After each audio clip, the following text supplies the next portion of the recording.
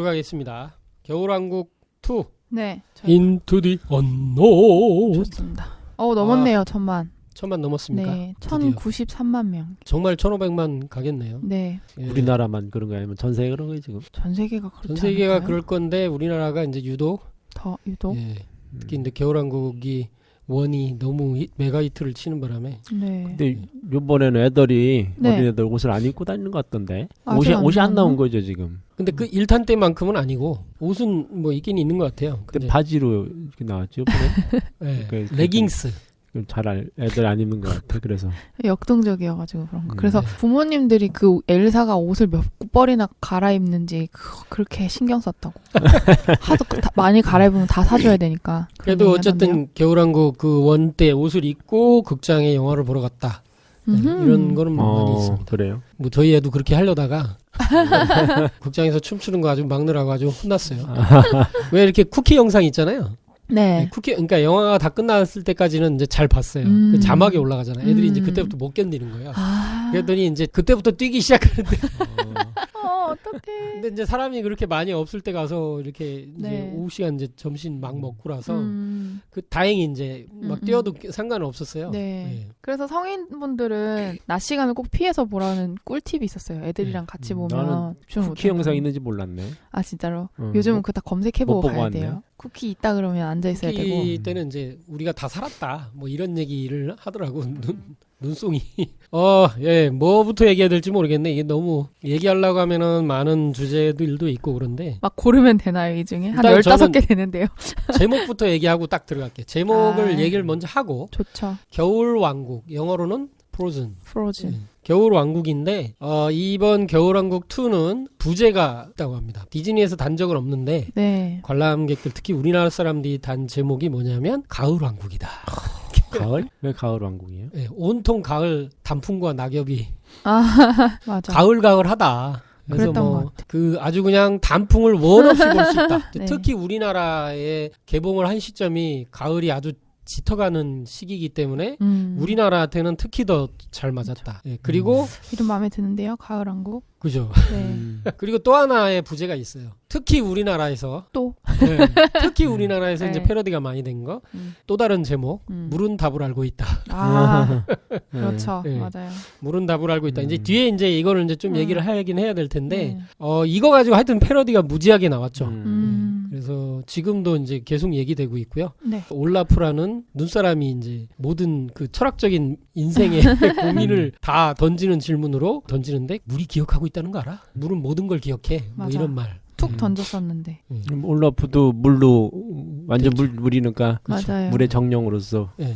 그런 얘기를 했다 볼 수 있겠네. 예. 자신이 뭐 물로 돼 있으니까. 음. 눈이죠, 눈. 예. 눈. 그렇게 돼 있는데 뭐 그것도 이제 큰 의미가 있는 것 같고. 그래서 일단은 뭐 그렇게 제목 얘기를 하고 저는 이제 결론 다 나온 것 같은데. 저는 이제 증산도 종도사님께서 뭐라고 얘기하셨는지 네. 어떤 이제 잠깐 얘기를 하고 하는 게 나을 것 같아서 네. 총평 비슷하면서 질문을 던지시는데요. 겨울왕국이 이제 매직에 대한 영화다. 그리고 태울주 문화다. 이게 태울주를 실제 어느 정도 노출하는 네. 영화다 이런 얘기를 하셨고 물 속에서 물의 세계를 배준다. 근데 이 주제가 물이라는 거예요. 이게 아까 얘기했다시피 물은 답을 그렇죠. 알고 있다. 이제 이게 이제 어떤 메시지까지 가느냐 이런 걸 생각해 볼 수 있고 또 물이 왜 영으로서 이게 살아있는 건가. 그리고 왜 물이 모든 걸 기억하고 있나. 저는 이렇게 해석이 들어요. 올라프의 질문은 네. 어떻게 보면 이게 도의 그 세계에서 뭐 던지는 뭐라 가지고 선문답. 예, 선문답 같은 얘기가 아닐까. 그래서 핵심을 탁 던져서 그러면서 자문자답하는 그런 얘기일 수 있고. 그러니까 이제 사람들이 네. 거기서 전하려는 메시지가 네. 그걸 못 알아먹을 것 같으니까 그걸 말로 네, 맞아. 직접적으로. 맞아. 쭉 하고 나머지는 그냥 주연 배우들 노래 구성원들이, 부르고. 예, 그거를 그냥 이렇게 풀어내는 뭐 그런 연극 과정. 그러니까 사실 올라프는 무슨 얘기를 해도 네. 엉뚱하니까 무슨 말을 해도 다 받아들여요. 딴 음. 사람들이 그걸 했으면 좀 이상했을 건데 올라프는 별 소리를 다 하잖아. 뭐 과학적인 얘기도 했다가 막 그러잖아요. 네. 그러니까 워낙 엉뚱하고 막 노래도 막 사만다는 이상한 갑자기 사만다를 부르면서 노래를 하더라고. 사만다가 누구야 아무도 몰라. 근데 나도 자기도 모른대 하면서 노래를 막 불러. 아, 네, 웃겨. 그래가지고 그것도 되게 웃기고 네. 그래서 엉뚱한 질문이 그게 이제 어떤 불교의 이제 화두선처럼 이게 엉뚱하게 갔는데 그게 깨달음을 주는 그런 맞아요. 것처럼 선문답에 가까운 얘기가 아니었나. 그리고 또 이제 또 다른 말씀으로는 이 겨울왕국 2에는 문화 캐릭터가 이제 엄청나다. 그게 문화 이제, 캐릭터. 네, 문화 캐릭터라고 하셨는데 문화적인 어떤 그런 걸 드러내는 캐릭터 이런 얘기일 것 같아요. 그게 신교를 중심으로 한 거다. 특히 이제 매직, 마법, 경험적으로 볼 때도 문화적인 기본 정신에서 볼 때도 네. 태울주가 생각 속에서 자기 생각대로 이루어지는 거거든. 그래서 영화 주제가 그렇다. 생각대로 펼쳐지는 거. 그리고 여기서 이제 가장 핵심적인 게 기가 형상화되는 거. 기가 형상화되는 그런 것. 그래서 이제 실제 엘사가 쓰는 마법의 형태가 네. 이게 기를 방사하는 형태거든요, 실제. 그래서 그 모습이 얼음 방사처럼 보이지만 실제로는 얼음만 방사하는 게 아니잖아요. 네. 또 녹이기도 하기 때문에 어떤 불의 형태로도 생각할 수 있고 그리고 각종 정령들과 대결해서 힘을 쓰는 걸 볼 때 이제 기의 방사의 모습이고 네. 또 이렇게 아탈란인가 거기 갔을 때 이렇게 그걸 통해서 이렇게 기운들이 막 오와서 막 동물의 형상이 되고 하는 걸 보면 실제 기운의 형태에 변형된 모습이거든요. 원에서 안나가 맞았잖아요. 네, 그러기도 하고. 그리고 이게 이제 장풍이라고 장풍에 이제 풍자를 우리가 바람풍으로 하는데 네. 풍이라는 것 자체가 원래 이제 기운, 영혼 이런 뜻을 가지고 있거든요. 네네. 그러니까 이제 손바닥을 통해서 우리 혈자리를 통해서 이 기운을 내보내는 그걸 이제 장풍이라고 얘기를 하는 건데, 네. 근데 이제 그 옛날 도술에 보면은 네. 뭐 산림 도전에도 그런 게 많이 있지만은 없는 물건을 공중 허공에서 만들어내는 끄집어내고. 예, 그런 게 있어요. 그래서 기 속에서 이제 예. 생성해내고 이게 이제 실제 환단고에 네. 나오는 얘기니까. 네, 그리고 이제 초인 생활이라고 옛날에 스폴딩이 썼던 이제 그 티베트 뭐 이쪽 가가지고 거기서 이제 초인들을 만나서 생활하는 걸 쓴 게 있는데 거기 보면 초인들이 이걸 보여줘요. 이렇게 그 사람 앞에서 꺼내는 거를. 꺼내고 사과 먹고 싶다니까 사과 꺼내주고 우리 우리 히말라야 성자들을 예, 체험한 게 나오거든요. 뭐 옛날 얘기처럼 하는 우리 그런 거 있잖아요. 뭐 네. 그런 것도 사실은 실제 존재했던 도술 세계를 옛날 얘기처럼 얘기를 하는 거죠. 네. 연금술 같은 건가요? 서양에서는 그걸 연금술이라고 그러는 거고 동양에서는 그걸 이제 도술이라고 그러는 거고 다른 말로 매직이다, 이제 마법이다 이런 식으로 얘기를 하고 있는 거죠. 그렇군요. 도술이죠, 도술.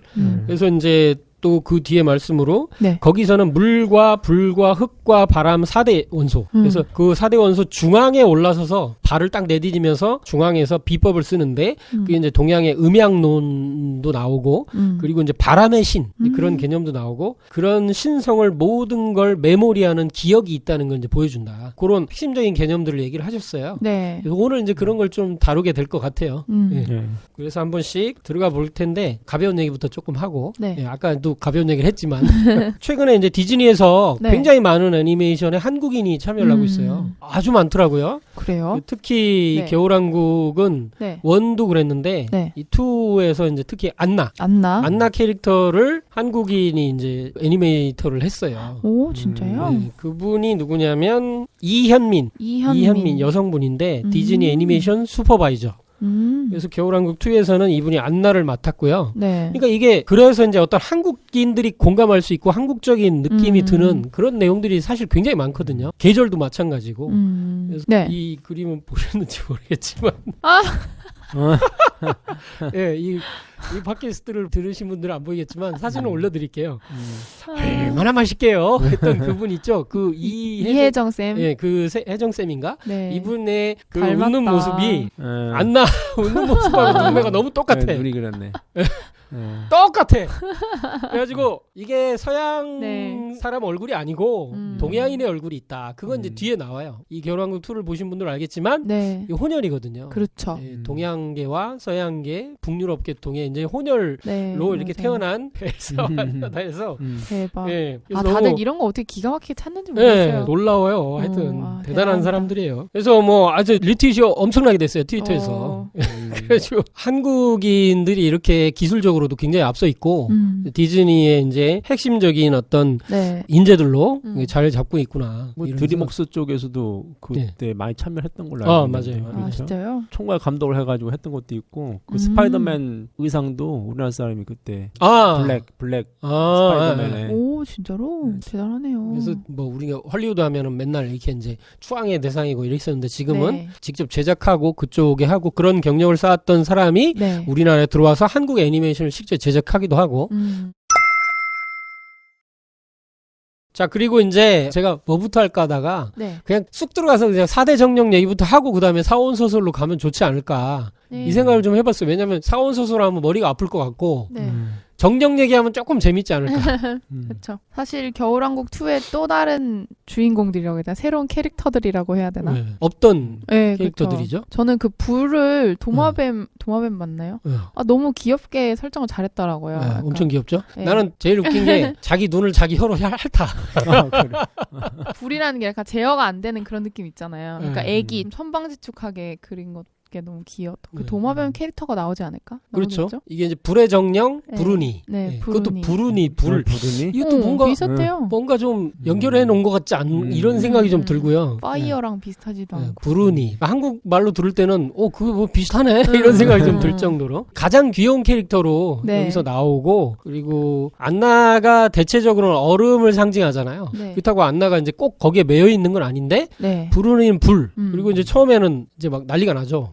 그렇죠. 불을 일으키고 막 그것도 보라색 불이야. 막 일으키고 다니다가 어디 바위 쪽에 이렇게 이제 도망갈 데 없으니까 이제 그때 이제 네. 엘사가 이제 이렇게 진정을 시키고 나니까 이제 그때부터 귀여운 도마뱀 모습으로 나타나서 근데 이제 엘사가 얼음을 뿌려주니까 그걸 먹으면서 좋아하잖아요. 네. 이게 원래 좀 뜨거운데 궁합이 맞나 봐.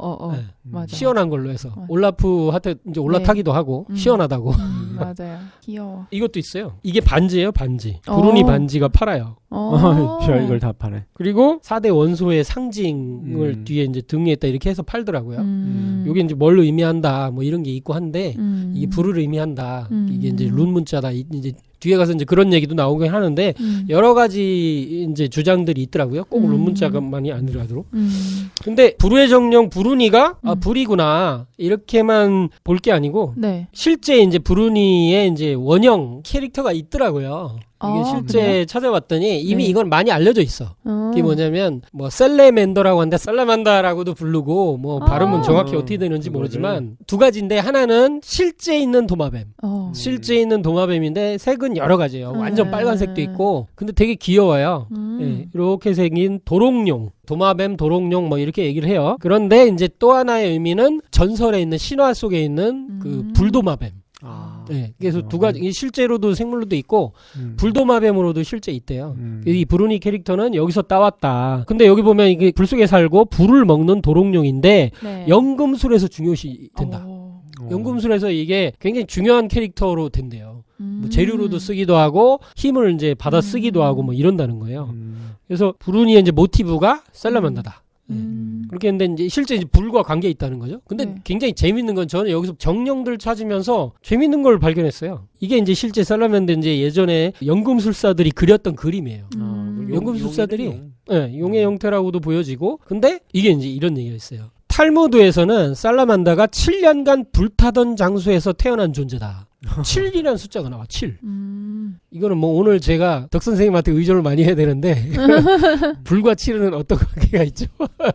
불과 7은 뭐 동양 철학에서는 음양 오양 철학에서는 이제 이치를 화라고 해가지고 그래서 이제 그거를 불을 뜻하는 이제 그런 숫자로 얘기를 하죠. 16은 이제 물을 뜻하고 38은 목을 뜻하고 27은 화, 그리고 49는 금, 50은 토 이렇게 해서 오행이 구성이 되는데, 그래서 2하고 7은 불을 뜻하는 이제 그런 숫자로 이렇게 얘기를 하고 있죠. 그죠? 그래서 7년간 불타던 장소에서 태어난 존재다. 우연히 같지 않아요. 이것도 다 어떤 의미가 있고, 부르니가 원형이 살라만다인데 살라만다는 탈무드에서 이렇게 태어난 존재라고 얘기해요. 7. 그러니까 이게 우주 원리를 뭔가 깔고 있다. 서양에서도. 어떤 그런 개념이 여기 들어가 있는 거다. 서양의 수비학으로 해서 이제 7을 얘기한 건데, 그 뭐 불 속에서 태어난 존재가 사실 피닉스잖아요. 그러니까 불새, 봉황인데, 사실은 저는 이제 좀 생각을 했던 게 이제 아까 했던 그 도마뱀을 사실 용이라고 저도 생각을 했었거든요. 근데 서양 사람들이 동양의 어떤 그런 철학을 더 알았으면은 봉황 불새로 표현했을 텐데, 새로 표현했을 텐데 이걸 왜 용으로 불 내뿜는 그것 때문에 했나? 사실 그런 생각을 많이 했었어요. 근데 이렇게 얘기를 하는 거 들어보니까 봉황하고 이제 불새하고 연결이 좀 되긴 하네. 그리고 이제 어떤 의미에서는 이제 봉황과 용은 서로 이제 극점에 있고, 이제 어떤 의미에서는 한 덩어리예요. 용봉을 이렇게 하나로 수화일체라고 그러죠. 수화일체라니까 이제 그런 의미에서 자꾸 이렇게 계속 그려. 저희가 여러 번 했죠. 여러 번. 그죠? 여러 번 이걸 했어요. 그래서 이제 저는 이제 이렇게 뭐 이제 핀트가 이제 약간 어긋나긴 하지만 이렇게 이제 비슷하게 그리고 있는 게 뭐 미리 얘기해 버리면 4대 정령은 동양의 이제 고구려 벽화에 나온 사신도에 나오는 동물들 있잖아요. 청룡, 백호, 현무, 주작. 이라는 개념들이 여기서도 서양에서도 이제 건너가서 이런 걸로 이게 나타나게 된 건데 이게 좀 뒤늦게 나타나거든요. 연금술 나오면서 이렇게 나타나기 때문에 이런 것들이 조금 이렇게 핀트가 좀 약간씩 어긋나면서 나타나게 된 게 아닌가. 원리 같은 게 좀 부족해서. 그러면서 또 이제 나름대로 신화적인 사람들이 보고 특히 연금술사들이 이걸 많이 이렇게 표현을 하고 책으로 썼더라고요. 예. 서양에서 연금술사 하면 다 도인들인가 봐요. 그래서 서양의 연금술이 등장한 배경 자체가 마법 사상을 바탕으로 해서 등장하기 때문에 이게 우리말은 헤르메스주의, 그러니까 이제 르네상스 시대에 서양에서 사라졌던 헤르메스주의가 다시 부활을 하거든요. 그게 헤르메스주의자가 하는 것 자체가 마법 사상이고 마법 사상에서 바로 연금술이라고 하는 이제 그게 등장을 하게 되는데 뭐 이따가 또 그거에 대해서 좀 얘기가 있겠죠. 네. 그리고 이제 두 번째, 원래는 첫 번째 나타난 정령이죠. 맨 처음에 그 비밀의 마법의 숲에 들어갔을 때 처음 회오리 바람이 막 오잖아요. 그러니까 이 정령들은 엘사하고 한 번 충돌해. 처음에 한 번씩은 다 맞붙어. 약간 다 끌려오더라고요. 엘사에. 그래서 원래는 엘사가 이제 그게 소리를 듣잖아요. 어떻게 하죠? 뭐였지? 그게 바람 소리예요? 엄마 소리죠. 결국 마지막에는. 아니 근데 이제 엄마의 노래로 나왔지만 이 설정 자체는 정령이 부르는 소리로 바람이 들려주는 어떤 바람이 소리를 이렇게 갖다 주는 강이 부르는 소리인 줄 알았더니 그게 아니었나. 뭐 그렇게도 다 포함할 수 있을 것 같긴 해요. 이제 어떤 자연이 부르는 소리, 그 자연의 4대 정령 중에 뭐가 불렀냐 이렇게 얘기는 하기는 그런 것 같고 어쨌든 정령이 부르는 소리다 뭐 이렇게까지는 얘기를 하니까. 근데 이제 4대 정령들이 이제 아마 예전에는 이두나 그 여왕이 그러니까 엄마죠. 엄마가 그런 위치가 아니었을까? 엄마가 바람의 정령이랑 친했어요. 그 바람의 정령은 사람하고 특히 친해요. 다른 정령들보다. 그래서 그런 어떤 유전자가 그런 어떤 마법의 힘이 엘사에게 이제 전해진 거다라고 이제 보여지는데 특히 이제 바람의 정령은 게일이라고 부르는데 이거는 올라프가 붙여준 별명이에요. 이름이에요, 이름. 근데 원래는 실프라고 부르는 바람의 정령이 있다. 그리고 이게 이제 원 캐릭터일 거다라고 얘기를 해요. 실프는 16세기 스위스 연금술사 파라켈루수스라는 사람이 자신의 책에서 요정의 책에 기록한 4대 요정 중 하나다. 그래서 실프가 굉장히 유명해요. 이 사람들은 연금술사네요. 네. 다 연금술사예요. 실프는 눈에 안 보이는 형태나 이제 모습을 바꾸기도 하고 막 이런 걸로 보여지는데 바람이 눈에 안 보이니까. 저는 그 실프를 막 검색을 하다 보니까 찾아지는 어떤 느낌은 이게 바람 이미지잖아요. 날개가 있기도 하고 마치 팅커벨 그런 느낌이 나더라고요. 팅커벨도 그런 바람의 정령인가? 이런 생각이 좀 들기도 해요. 이거 뭐 제가 한번 유출을 해본 거고. 그래서 이제 실제는 그 영화에서는 모습이 안 보이잖아요. 바람의 정령은. 그냥 실제 바람이 흘러간 흔적, 낙엽이 이렇게 돌아다니고 뭐 이런 것만 보이잖아요. 그런데 말이 없어. 말도 없고 이게 사람한테 장난 엄청 잘 쳐. 그렇게 잘 치고 친근하기도 하고 도와주는데 근데 이제 게일이란 거를 사전에서 찾아보면 영어 사전을 찾아보면 올라프가 이제 붙인 이름인데 실제 이런 의미예요. 센 바람, 강풍, 그리고 이런 얘기가 있어요. 웃음 등의 폭발. 그러니까 뭐냐면 깔깔거리는 거. 그런 웃음의 의미가 있더라고요. 그리고 막 야단법석 막 까부는 거지. 흥분하는 거. 그래서 게일이 이제 그런 모습을 좀 보여주지 않았을까. 왜 이렇게 올라프 가는데 왜 이렇게 낙엽 확 떨어뜨리기도 하고. 어린애들 모습인 어린애기에. 그래서 이제 그 어떤 4대 정령의 모습 중에 바람신이 있는 이제 바람신의 모습. 이게 어떤 의미일까 찾다 보면 도전 속에도 비슷한 게 약간 느껴져서 도전 증산도 도전 1편 32장에는 사옥께서 17살 되시던 애 어디 이렇게 가는데 술주정꾼이 무고히 폐욕을 막 이렇게 하는 거예요. 근데 상진이 아무 대응도 안 하시니까 아마 천지신명이 저놈이 이렇게 하면서 이제 가만두지 않았겠죠. 그래서 하늘에서 요란하게 천둥이 치며 회오리 바람이 불더니 회오리 바람이 불었어. 그러니까 작은 토네이도죠. 거기도 영화에서도 작은 토네이도 같은 크기가 일어나잖아요. 강한 바람이 일어나잖아요. 그래서 난데없이 어디서 큰 돌 절구통 중에 돌 절구통이야. 이거는 진짜 무겁겠다. 네, 이거는 잘못하면 죽는 거죠. 근데 이제 그게 주정꾼의 머리를 덮으시오. 이건 못 빠져나오는 거지 뭐 이건. 그래서 그거를 덮어 씌우는지라. 그래서 그 사람이 절구통에 갇혀 벗어나지 못하며 사옥께서 아무 일 없으신 듯 그 자리를 떠나시니라. 이는 천지신명들이 한시도 경계를 놓치지 않고 사옥을 의모함이라. 도전에는 바람에 관한 성과가 굉장히 많아요. 엄청 많더라고. 바람을 불러일으키시는 것도 있고 불을 써서 바람 불러일으키는 것도 있고 용어대사와 네.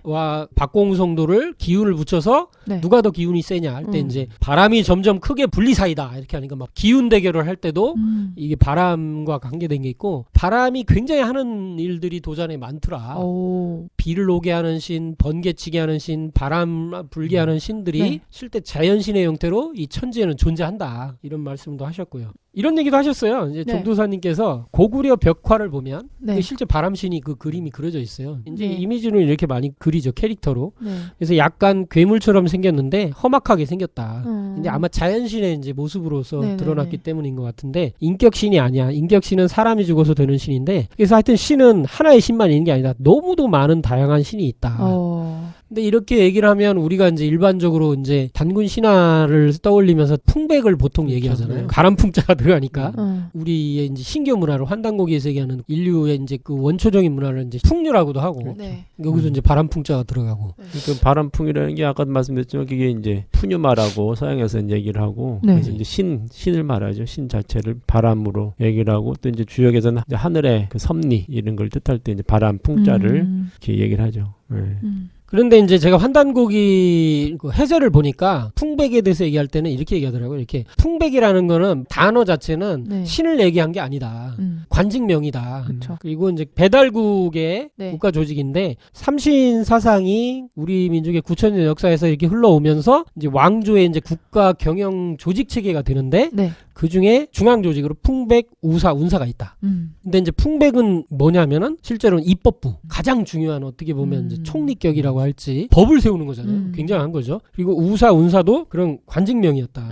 그리고 거기에 풍, 운, 우 뭐 이런 걸 붙여서 그런 거지. 네. 이제 그러면서도 또 이제 자연신과 또 연결을 또 짓기도 하고. 네. 그래서 이제 그거를 또 배제할 수는 없을 것 같고. 네. 풍백 우사운사가 이제 네. 삼신의 삼백제도로 있고 그 다음에 이제 오제 사상에 의해서 네. 다시 그 제도가 있는데 오가 그 마가우가 저가우가 하는 이제 네. 오가가 있는데 네. 토템으로 부족명이라는 얘기도 있고 네. 또 이제 그 부족에서 사람을 선출해서 이조 형조 조선시대 때 유부했죠. 그래서 네. 그런 걸 맡기는 실제로 지금 제도가 네. 그때 제도와 똑같아요. 그러니까 그쵸, 우리가 똑같은 지금 거죠. 우리가 말하는 게 이제 네. 입법, 사법, 행정에 3권 분립으로 돼 있고 네. 그 밑에 있는 부처들이 네. 실제 옛날을 놓치면은 그게 단순하게 5개 또는 6개로 이렇게 돼 있던 거기 때문에 네네. 옛날 제도가 지금 실제 그 제도를 변형해 쓰고 있는 거고 또 하나 이제 좌상우상이라는 제도가 있잖아요. 상제님 네. 말씀에 네. 좌상우상 8판 1200이라는 그 말씀이 있는데 네. 네. 좌상이 그리고 영의정 밑에 우의정 좌의정 그 말씀이 있는데 네. 상제님 말씀에 삼상이 고르지 못하다 이런 말씀이 아마 있는 걸로 알고 있어요. 그래서 이제 후천에는 삼상 뭐 제도가 아니라 뭐 이렇게 말씀이 있는데 네, 그렇죠. 네. 지금 우리 제도가 삼상 제도로 돼 있어요. 그 영의정에 해당하는 네. 게 국무총리 아. 그리고 좌상 우상에 해당하는 게 옛날에는 양반에서 좌상 네. 우상이 되지만은 네. 지금은 경제부총리, 교육부총리 어. 해가지고 이게 총리가 셋으로 돼 있다니까요. 그래서 옛날 제도나 지금 제도랑 사실 크게 아. 차이가 없어요. 아, 제도가 같은 거네. 같은 제도라니까 지금. 신기하다. 그러니까 실제로는 현대 네. 민주주의를 다 만들어 놨던 거예요. 그거 갖다 쓰고 있는 거예요. 지금 자기들도 모르면서 역사 뿌리도 모르면서 네. 갖다 쓰고 있는 거죠. 이게 인디언 쪽에서 뭐 이렇게 네. 그 삼상제도가 왔다는 얘기 많이 하잖아요. 네. 아 그래요, 몰랐어요. 저 그런 얘기 많이 들었는데, 근데 인디언이 원래 가지고 있던 건데 그걸 네. 이제 미국에 이제 갔던 청교도. 할 때 그걸 보고 만들었다 이런 얘기 좀 제가 어디서 전만 봤나? 만약에 그렇게 돼도 인디언 문화가 실제 인디언 사람 네. 그 사람들 다 여기서 건너갔다고 네. 자기네들이 얘기하니까. 네. 그러니까 이제 그렇게 본다면 이제 그렇게 추적이 가능할 것 네. 같아요. 근데 이제 이게 자연신으로 또 볼 수 있는 측면이 환단고기에는 네. 치우천왕께서 네. 풍백 우사를 데리고 법수를 부렸다. 그래서 갑자기 비바람이 크게 몰아치면서 황제, 염제, 불악 사람들로 하여금 방향을 잃게 했다. 그래서 이제 진암철을 만들고 이렇게 되잖아요. 네. 근데 이게 풍백 우사 벌써 어떤 그 관직명일 수도 있지만 도수를 네. 부린 거거든 이거는. 그러면은 이게 이제 구름을 막 일으키고 막 이런 걸 보면은 어떤 자연신과 연결된 어떤 느낌이 있다. 네, 이런 생각이 좀 들고. 이렇게도 볼 수 있는 게 네. 그때 이제 치우천왕 때라든가 네. 어떤 그런 때는 사실은 전부 다 어떤 수행을 하던 사람들이 관직을 맡고 그러잖아요. 네. 그렇기 때문에 창백이라는 그 관직을 맡은 사람이 그 어떤 신을 부릴 수 있는 그런 능력을 같이 가지고 있어서 자연신을 인격신이 이제 네네네. 부리는 어떤 그런 걸로도 볼 수 있는 점이 음양하민이네요. 있어요. 예. 신이 나비를. 예. 그렇게. 괜찮다. 좋습니다. 그래. 예, 그래서 아까 얘기하신 대로 삼신오제 사상에 의해서 305가 제도가 이제 나오게 실제 되고요. 현대까지 이어지게 됐다. 그거가 이제 아까 얘기했던 상권 분립과 그런 제도와 이제 정합하게 되고, 그래서 뭐 한당공 해제는 오늘날 민주주의 정치 체제 원형이다. 이런 말씀을 하셨어요. 자, 이렇게 이제 얘기를 해서 넘어가 보고요. 네. 물의 정령, 나크. 멋있어. 나크는 뭐 멋있어. NOKK 이렇게 쓰더라고요. 네. 제일 카리스마 있지 뭐. 맞아요. 그냥 제일 멋있어. 음. 이 나크도 원형이 있어요. 모델 케이스가 네. 그 유럽 전역에 이제 펼쳐져 있대요. 유럽 전역에 다 알고 있는 거래, 이거는. 물의 정령으로 해서 말의 모습으로 나타나기도 하고, 또는 이게 인어의 모습으로 나타나기도 하고, 그러니까 인어가 보통 네. 이미지가 좋지가 않거든. 그렇죠. 그래서 이렇게 이제 유혹해서 빠뜨려서 익사시킨다. 뭐 이런 것도 있는데, 말의 모습으로 많이 나타나는데, 어쨌든 말의 모습으로 나타났다 사람이 타고 싶잖아. 네. 그럼 타면 바로 물로 뛰어서 이제 익사한다는 이런 전설이 있는데, 어. 그건 뭐 어떻게 되는지 모르지만 그런 식으로 부정적으로 그리기도 하고 네. 긍정적으로 그리기도 해요. 또 좋은 역할을 하는 것도 있고, 이 스코틀랜드 같은 데서는 네. 여기 뭐 30m 높이라잖아요. 강철 조각상이라고 하잖아요. 켈피라고 불러. 켈피. 이게 엄청난 높이예요. 이 사람이 요만해. 우와, 그러니까 이런 것까지 해놨어요. 그러니까 켈피가 되게 유명한 거예요. 음. 그래서 물에서 나온 말, 이런 의미이고, 그래서 이제 물귀신의 다른 말이라고도 한대요. 또 근데 재밌는 게 있어. 이거 여기도 이제 진리랑 어떤 연결되는 좀 지점이 아닐까 생각드는 게 뭐냐면, 네. 켈피 공략법. 켈피가 어떤 형태로 나타나면 두 가지 형태로 나타나. 하나는 말일 때 곱비가 없는 말 형태로 나타나기도 하고, 네. 두 번째 곱비가 아예 채워서 안장까지 채워진 말 형태로 나타난대요. 그러면은 곱비가 없는 말 형태로 나타났을 때 곱비를 채우면 이제 완전히 이제 사람 말을 잘 듣고 이제 명령을 듣는다는 거예요. 근데 곱비가 있는 말은 이제 좀 네. 이제 좀 힘이 좀 그 차이가 난다고 얘기를 하거든요. 곱비가 있는 거 없는 거 그렇게 해서 사람이 길들일 수가 있다. 그러니까 안장이 곱비가 되게 중요한 개념이 돼요. 네. 그런데 이 영화에서도 완전 맞아요. 야생마였잖아. 엘사가 곱비를 채우잖아요. 그렇죠. 얼음 곱비를 채우죠. 도저히 안 돼. 막 죽을지도 몰라. 막 발로 눌러. 물에 막 빠뜨려 이제 죽을지도 몰라. 이렇게 되는데 엘사가 나중에 마법으로 그 얼음 곱비를 딱 채우잖아요. 근데 이거 곱비를 채우면 말을 듣는다는 거예요. 길들여진다는 얘기지. 이제 이게 굉장히 재밌는 거고, 근데 이 곱비가 네. 뭐라고 나오냐면 네. 십자가 낙인이 찍힌 곱비를 채우면 바로 말을 듣는데요. 여기 십자가가 나와. 물론 이 십자가가 여기서는 이제 이 사람들은 기독교 뭐 이런 의미로 네. 하겠죠. 네. 근데 실제로 우리 진리로 봤을 때는 말과 숫자 10, 말은 숫자 7. 이게 이제 상수학적인 어떤 의미로 우리는 해석할 수 있다. 이런 생각이 좀 들어요. 이에 대해서 덕 선생님의 한 말씀 평을 듣겠습니다. 제가 오늘 의지를 많이 해야 돼. 그 엘사가 중앙에 서잖아요. 중앙에서 이제 4개의 정령을 다 통과하는 그런 역할을 하는데, 네. 그 사원서를 봤을 때는 그게 이제 에테르가 되는 거고, 오원서를 봤을 때는 오행에서 토가 되거든요. 그러니까 중앙의 네. 토가 네. 사실 이제 4개의 사신을 이렇게 주재하는 이제 그런 역할을 하기 때문에 중앙 5를 50토, 5하고 10에 두 가지 토를 하기 때문에 이제 그 중앙에 그 10이라고 하는 주제자를 이제 뜻한다. 이렇게 있다는, 그러니까 말에 곱비를 씌운 그 사람이 네. 10을 지고 있는 그런 중앙의 주제자가 되는 게 첫째 있는 자신이 것 같고요. 10인 거야. 네. 그리고 이제 두 번째는 이게 저도 그 말이라고 하는 게 왜 서양 사람들 왜 말이라고 했을까? 네. 우리 동양에서는 사실은 이제 소를 하거나 아니면 거북이거든요. 왜냐면은 천마 지우라 해가지고 이제 주역에서는 하늘의 그런 동물을 말로 표현을 하고 땅의 동물을 이제 소로 얘기를 해서 그래서 천마, 이거 우리가 천마도라고 그러잖아요. 천마도. 하늘 나는 말을 얘기를 해서 그 삼조고처럼 하늘과 땅 사이를 오르내리면서 이게 하나님의 그 심부름하는, 도전에도 이제 심부름하는 천마가 나오잖아요. 그 역할을 하고 그래서 서양에서 이제 날개 달린 말로 이제 페가수스라든가 이렇게 나오는 거거든요. 그렇게 봤을 때는 소가 땅 쪽에 더 맞기 때문에 소일 수 있다. 처음에 저는 그렇게 생각했고, 두 번째는 우리 같으면 이제 그거를 현무로 해가지고 사신도에 배치를 해서 거북이로 표현할 수 있는데 왜 말로 했을까? 근데 말이라고 하는 거는 아까 얘기한 대로 오화 불하거든요. 불. 그러니까 오화, 이게 7오화라고 얘기를 하는데 우리 사신도를 보게 되면 사신도가 짝을 이루는 게 있는데 동과 서에는 청룡, 백호는 짝을 안 이루고 있어요. 근데 남방 주작은 짝을 이루죠. 봉황이기 때문에 봉황 짝으로 나온다고요. 근데 북방은 어떻게 되겠어요? 북방도 짝이 있거든요. 그래서 두 개예요, 북방도? 남북은 짝을 가지고 있고 동서는 짝이 없이 홀로 이제 존재해요. 근데 사람들이 북쪽엔 짝이 내가 잘 모르지. 그게 뭐냐면 거북이하고 뱀. 그렇지. 뱀이 있는데 그 거북이는 두 마리처럼 그래요. 그죠. 거북이는 그 자체로 물을 뜻하는 거고. 그래서 우리가 이제 그 수군가 같은 경우에 보면 토끼가 네. 바닷속으로 갈 때 거북이를 타고 가거든요. 네. 그 저번에 얘기했던 그 가야를 건설한 아, 그 공주, 네. 공주님도 묘견공주. 묘견공주도 거북이 등을 맞아요. 현물 타고 가잖아요. 네. 그래서 거북이인데 일본을 이제 근데 가야 건국한 거죠. 제2의 건국. 그때 뱀이 나온다. 뱀이. 그 뱀은 뭐냐면은 우리가 이제 만물을 볼 때 만물을 네. 보면 어떻게 되냐? 씨를 보면 알 수 있는 게 뭐냐? 씨는 겉껍질 딱딱하잖아요, 그렇죠? 네. 근데 그 안에가 부드러워요. 그쵸. 그걸 우리가 뭐라 하면 내양 외음이라고 그래요. 근데 모두가 만물은 기본적으로 이렇게 구성이 되는 거예요. 그러니까 네. 뭐냐면 안에 양성자가 있고 밖에 음에 해당하는 전자가 도는 것처럼 이런 식으로 네. 구성이 돼 있는데 그러면은 우리가 이 수 딱딱한 걸 우리가 음이라고 거북이처럼 딱딱한 걸 말하는 거예요. 이렇게 거북이 등처럼. 근데 그 안에 들어있는 양기 양기는 뱀 또는 말로 표현이 되죠. 왜냐면 확균이기 때문에 겉이 숙균이면은 가운데가 확균이라서 이걸 다른 말로 말하면 수중지 목, 수중지 화라고 그래요. 그러니까 진기, 우리가 진양기운이라고 그러잖아요. 진양, 원천지기, 네. 원양기운이라 할 때 진양기운이 뭐냐면 이 물속에 들어있는 바로 이 불을 말하는 거예요. 그러니까 그 불이 실제 나와서 활동하는 게 사와 오, 그러니까 뱀과 화로에서 드러나는 거기 때문에 여기서 말하는 이제 말이 바로 진양기운의 가장 강력한 힘을 가진 강력한 추동력을 가진 그런 기운으로 이제 서양 사람들은 그걸 본 거고 동양은 두 개를 동시에 사실 본 거죠. 그래서 숙기운의 거북과 그리고 그 안에 있는 진양기운은 사, 이때 말이 아니라 사로 표현해서 그걸 동시에 그려놓은 걸로 볼 수 있는 거죠. 아까 그 도마뱀 네. 원래 이제 용이잖아요. 그런 네. 경우도 이제 불이고. 뱀이라고 하는 게 사실은 불을 뜻하기 그렇죠. 때문에 그런 게 좀 연관이 돼 있죠. 네.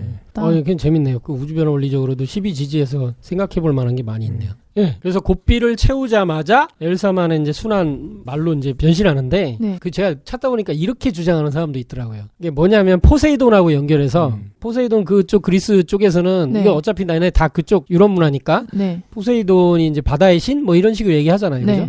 그죠? 동양에 오면은 이제 용왕 문화가 있고 막 이렇게 되는데 네. 그런데 이제 트레비 분스인가? 거기도 봐도요. 포세이돈이 바다의 신인데 포세이돈이 타는 전차를 말이 끌어요. 그러니까 포세이돈을 그린 네. 뭐 르네상스 시대든 그 뒤에 이게 수많은 사람이 그릴 때 음. 포세이돈의 마차를 물말이 끄는 마차로 거의 다 그려요. 이거 보세요. 바다 파도 자체가 말이야 이게. 굉장히 이런 작품은 무지하게 많아요. 이게 물말이야 물말. 그러니까 이런 문화가 다 있었던 거다. 그러니까 뭐 최근에 연금술사에 의해서 생긴 건 그런 게 아니고 네네. 다 있었던 문화라는 거예요. 그러니까 물과 말을 이렇게 연결을 시키고 특히 마차 뭐 이런 식으로 이제 되는 게 많이 있고요. 신기하다. 아쿠아맨에서는 네. 해마가 끄는 거 나오잖아요. 그런 그것도 말 비슷한. 그게 그것도 많은 말에 바다의 말이 맞네. 저는 이 그림이 이제 이걸 제일 와. 잘 표현하지 않았나. 그러니까 말들이 막 다 달리고 있어 앞에서. 파도를 진짜 말로 그렸네. 파도 네. 이꼴 말. 이게 이제 말의 정령, 네. 나크로 이렇게 표현이 됐고. 그런데 이제 저는 이게 핵심적인 단어가 물에서 나온 말이 중요하지 않을까. 그래서 우리 진리적으로 보면 차경석 성도에게 출세글로 이렇게 상제님께서 만건과 만건시를 내려주신단 말이에요. 네. 차경석 성도는 이제 보천교 참동학 증산도로 이어지기 위해서 이제 나오는 배경이 되는데 그래서 이제 실제 이제 동학 300만 참동학 보천교 그래서 증산도로 이어지는 게 700만 거의 1000만의 사람들이 우리 역사에서 상제님 진리를 이렇게 네. 믿어왔는데 네. 차경석 성도가 이제 그 핵심 인물이었어요. 근데 차경석 성도에게 만건시를 지어주시는 거예요. 네. 이걸 쓸 거냐? 쓸 거면 진짜 다짐을 하고 써라. 근데 그 쓸 때 뭐라고 하냐면 하도 의기 마인동 이런 말을 해요. 그래서 이게 뭐냐면 하도의 의기가 나와. 저는 이게 하도가 의기가 있어? 이런 생각을 또 처음 해봤어요. 의기니까 뭐 의로운 기운? 가을의 어떤 바른 네. 옳은 걸 옳게 하고 이렇게 네. 진리를 드러내는 뭐 이런 뜻인 것 같기도 한데 하도의 의기는 말과 사람이 하나가 되는 거예요. 그 덕을 함께하니 말총 하나를 뽑아서 천하를 이롭게 하였도다. 말총은 말꼬리? 이 잔등에 있는 건가? 잔등에. 네, 그거를 뽑아서 그건 어떤 의미에서 이제 리더에 대한 의미가 아닐까 이런 생각도 들고 있고 근데 누가 이게 박람박식 수복희 이렇게 나오는데 누가 박람박식한 복희런가 이거는 박람박식 이 세상에서 최상의 진리 지식을 가진 진리의 왕이 나온다. 그게 이제 앞으로 나온 테오복희 같은 인류 최초의 그 진리에 이제 그걸 대중화시킨 분이 누가 나오는가 이런 얘기에 대한 것 같아요. 이것은 증산도 지도자에 관한 도수 일태고요. 네. 그래서 만건과 갓을 쓰니 이마에 햇물이를 두른 것 같구나. 근데 여기에 말과 사람 이야기가 나온다 이거예요. 제2의 테오복희 네. 나오신다 이런 말씀이기도 하고 네. 저는 이게 말과 이렇게 연결돼서 겨울왕국이 그냥 우연히 된 것 같지 않다 이런 생각을 좀 많이 하게 돼요. 이제 하도하고 말이 왜 연결이 되냐면은 네. 하도를 지고 나온 네. 동물이 있어요. 용마. 그렇죠. 테오복희 씨가 이제 천지의 비밀을 이제 진리를 알기 위해서 네. 기도를 하던 중에 그 삼신의 명을 받고 백두산에 이제 가서 기도를 하고서 천재로 그 천재 올리고 거기서 이제 삼신의 그 네. 계시를 받게 되는데 그 후에 이제 한 것이 송화강에서 용마, 용의 모습을 담은 말이 하도를 지고 나오는데 그 네. 말에 송화 강에서 나와요.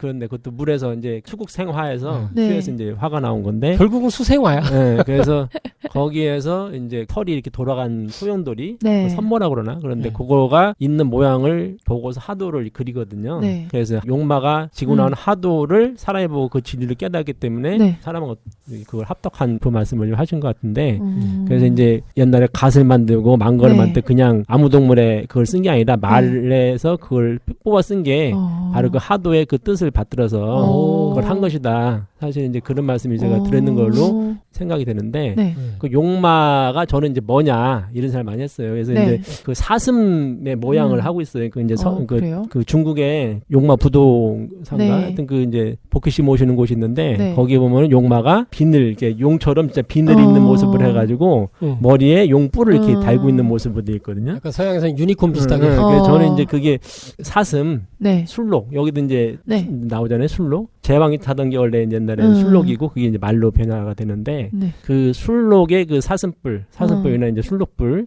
그래서 이제 그거를 우리가 각축이라 각축전이라고 하죠. 각축전. 네. 네. 각축이라는 게 뭐냐면은 뿔각. 그러니까 뿔을 이게 잡는다는 건데 그 각축전이 뭐냐면 이게 대권 잡는 걸 각축전이라고 그래요. 그러니까 천자가 되는 게 각축전이거든요. 그래서 용마의 그 네. 뿔을 잡는 거. 그게 그거지 사실은. 근데 그 용마가 과연 그러면은 뭐냐? 저는 그때 생각했던 게 기린이 아닌가 기린. 기린이 뭐 신성한 동물로. 원래 그 네. 신성한 동물에서 기린. 그 성인이 출연하면 기린이 나온다고 그러거든요. 걔가 뿔이 있었나? 네, 그래서 저는 이제 그거를 기린으로 지금 그게 아닌가 생각을 해요. 그래서 생각해 볼 수는 있을 것 같아요. 그래서 용과 말, 그러니까 이게 말 자체가 용과 마가 합쳐진 용마가 이제 하도를 지고 나왔고 이게 이제 전부 다 종통과 이제 천자의 어떤 그런 걸 다 가지고 있는 그런 의미가 네. 되는 거죠. 제가 예전에 어디서 일본 애니메이션 중에 되게 재밌게 봤었던 게 제목이 기억이 안 나는데 엄청 위대한 지도자가 나와요. 네. 근데 그 지도자가 나올 때가 되면 네. 항상 기린이 먼저 나와 이렇게. 기린이 먼저 상을 보여줘. 그리고 그 기린이 그 지도자가 왕이 될 때까지 수호를 해주는 거예요. 근데 그것도 이제 되게 재밌는. 그러니까 이제 세팅이에요. 공자 선생님께서 왜 기린이 안 나타나는가, 안 나타나는가 아마 그렇게 해서 한탄을 했잖아요. 있어요. 내가 성인인데 왜 안 나타나는가 그런 얘기도 하고 계시는데. 그래가지고 자기가 안 되니까 이제 동방이나 갈란다, 천자국을 원래 종죽으로 갈란다 이런 얘기를 하고 푸념을 하는 거지 어떤 의미에서는. 그리고 이제 그 엘사가 이제 그 혼자 다른 사람이 다 위험에 빠질 것 같으니까 자기 혼자 비밀 간직가 아토할란이라는 곳으로 가야 되겠다 해서 맨발로 이렇게 얼음을 얼려가면서 뛰어가잖아요. 바다를 건너려고. 네. 이제 이거를 물리학자가 계산을 했는데 만약에 그런 이렇게 막 뛰어서 얼음을 얼리면서 뛰어가려면 어느 정도 에너지가 필요하냐. 아이고. 파도가 치는데 몇 미터까지 얼려야 얘가 안정적으로 뛰어갈 수 있냐 계속 그랬는데 저는 그 계산도 되게 재밌는 게 원자폭탄 1개 정도를 그런 에너지를 갖고 있어야 계속 뛰어갈 수가 있다. 그렇게 얘기를 하더라고요. 표면 장력과 뭐 여러 가지를 얘기하는데 별걸 다 계산해. 아니, 그게 하늘 나는 신발 이런 게 많이 하잖아요. 그러니까 서양 사람들은 신발에 황금 신발에 이게 날개를 그려놓잖아요. 그러니까 하늘 난다 그러는 동양에서는 그게 아니고 이제 스스로 기운을 써서 천지 기운을 써서 말은 축지법을 하거든요. 떠 있는 거죠. 그러니까 이제 실제 걸어가는 걸음을 빨리 하는 게 있고 약간 이게 바람 타고 하는 이제 그런 게 있거든요. 거기서는 얼음을 얼리고 하는 건데 사실은 달과 이 사이에 기운이 뭉치가 있어가지고 그걸 밟고 가는 거거든요. 이렇게. 약간 물리 시간에 나면 반대로 바알스 힘에 그래서 실제로는 닿는 게 아니고 약간 떠 있거든. 우리가 물체를 이렇게 만졌을 때 이게 떠 있는 거거든 사실은. 그렇죠. 어려운 이상한 얘기까지 하는데요. 하여튼간에 이제 동양의 도인들이 이렇게 초상비 하면서 막 물 위를 막 뛰어나는 동방불패 하는 것처럼 뛰어간다 이거예요. 근데 이제 이거에 대해서 이제 그 어떤 기독교 칼럼에서 이제 굉장히 걱정을 해요. 왜요? 그러니까 뭐냐면 크리스마스는 기독교인들의 그 전유물이었는데 그게 이제 예수는 어디 가고 산타만 남았다가 트리만 남고 캐롤만 남았다가 그마저도 사라지고 그 모든 문화가 겨울왕국으로 대체되고 있다. 엄청 걱정을 하더라고. 아니 근데 원래 크리스마스 자체가 기독교가 아니라 그 전에 있던 모든 그 전통을 갖다가 자기들 걸로 한 거지. 그러니까 이제 그거를 모르고 그 사람은 마치 우리 거를 베껴서 겨울왕국의 엘사가 자기가 예수이냐 이렇게 해서 만든 거다. 이건 무서운 음모다.